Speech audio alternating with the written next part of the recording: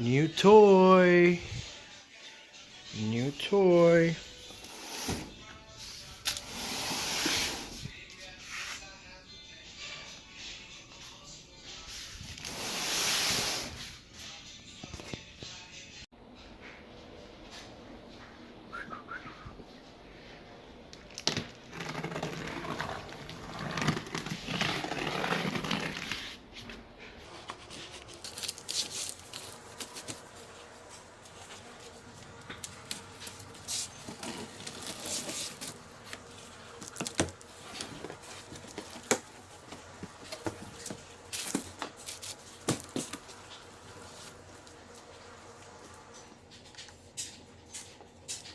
To life.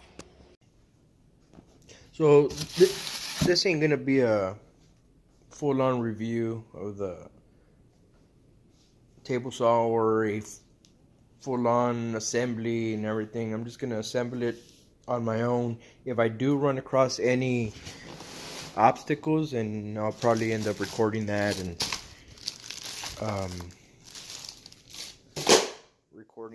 just specifying what I ran into.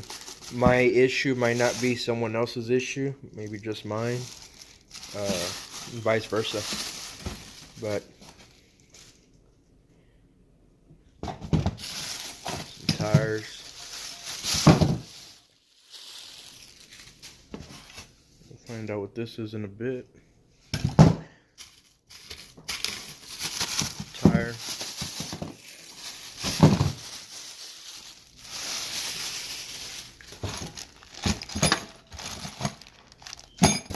Nut, screws, bolts. Put that up here. Put these down here. Put this down here.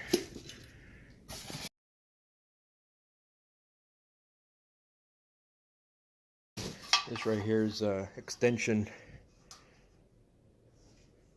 Real extension guide, not guide, but just an extension. And there's the saw.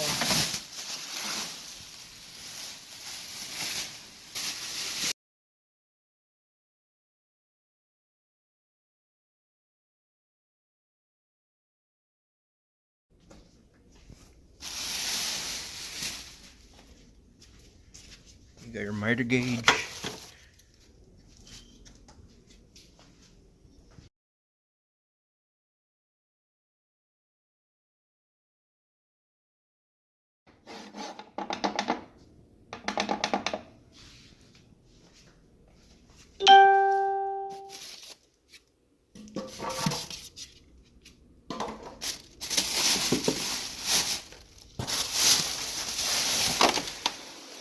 And your stand.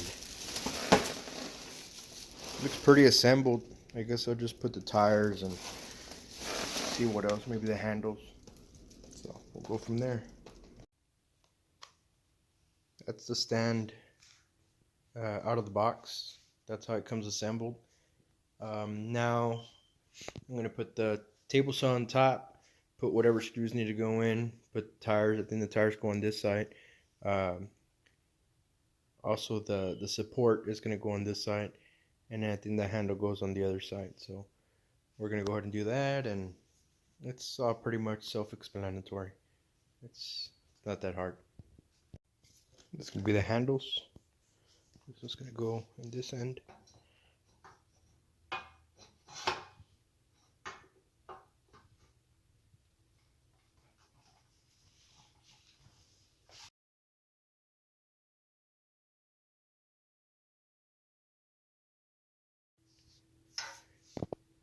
This is the support, the smaller support. This one just goes here, pointing up. And then the saw is going to go right here. So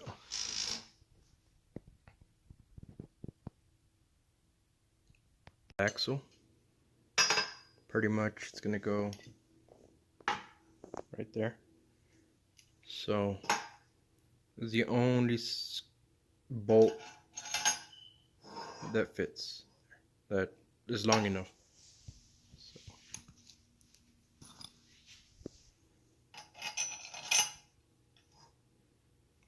And that goes in here.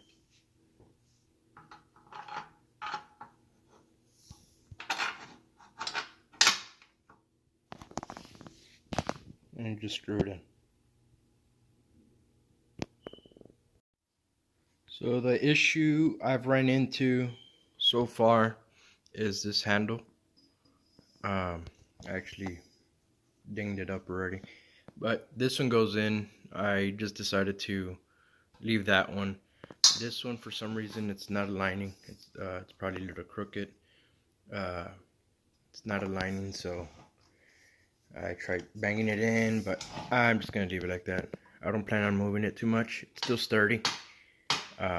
If it does give me any issues once the saw is on, then I'll go ahead and work this somehow. But I ain't gonna return that. I ain't gonna exchange it. I'm just gonna let it be. So that one went in, that one didn't. So that's one issue, which is this handle. So there it is, all assembled. Pretty much you just have to put the tires, the axle, that stability stand for when it's put away, that handle over there, and screw it into the base. Right off the bat, I did notice the riving knife actually comes lower. And well, that's an issue because I mean you're not always cutting up here, you know.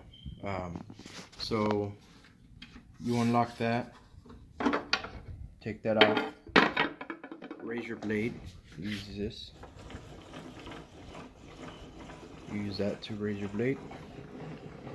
Raise it, and then you're gonna have this lever right here. What you do is you pick it up to unlock the knife. Then you pull it to the next section.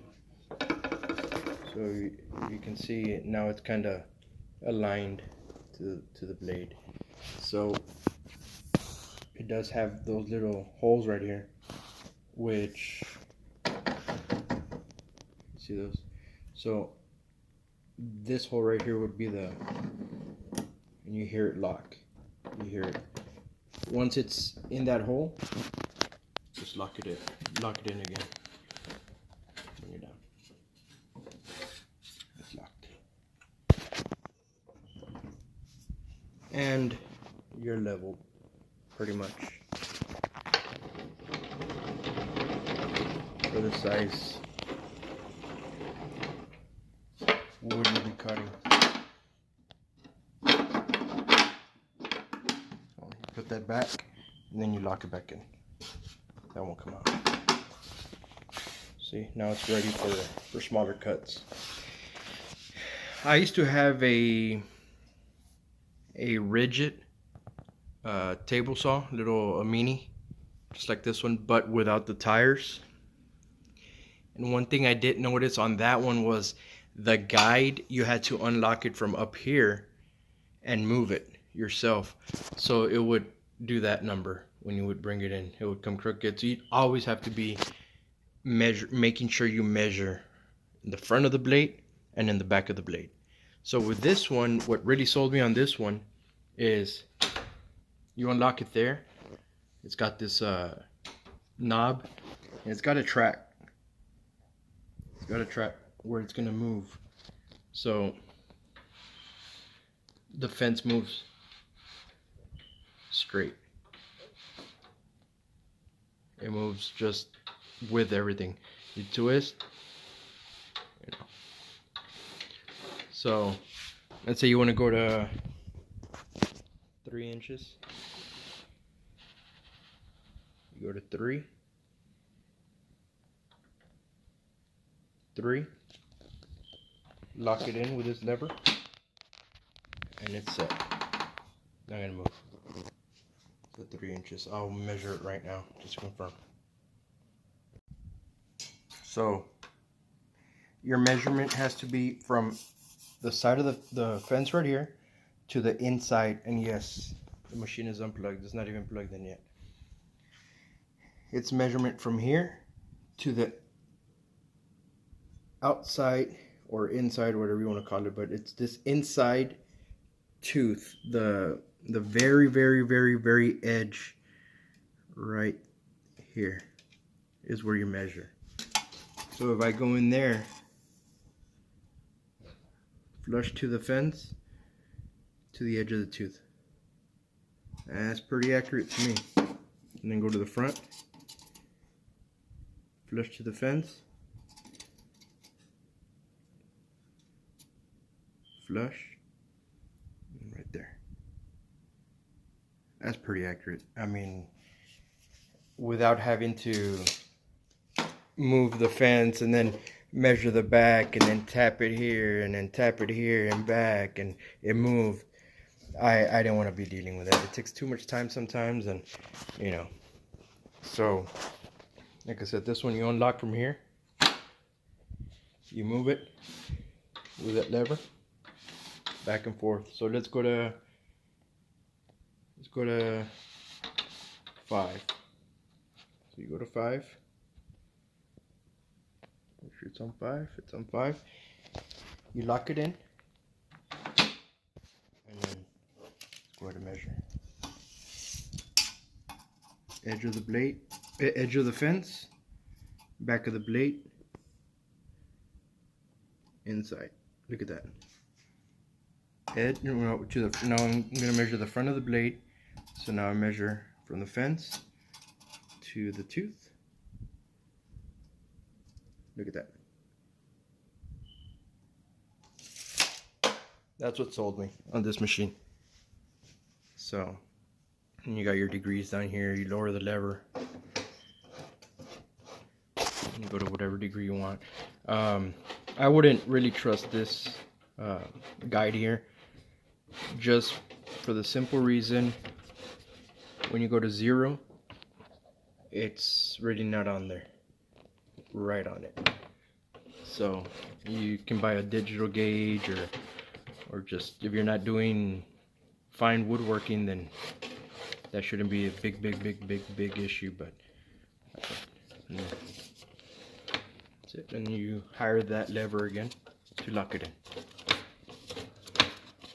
Over one hand, right there. Got a safety. Pick that up, push it in when you're ready to use it, push when you're ready to stop. If you're not using the machine, you close it up there. But that's pretty much it. Oh, another thing is, when you do extend,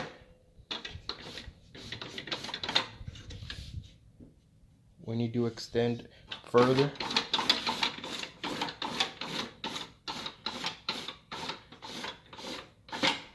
it extends all the way out.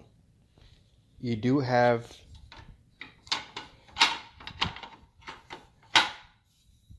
that guide right there, and that it's just a guide, you know, so your plywood won't go underneath and then hit this edge.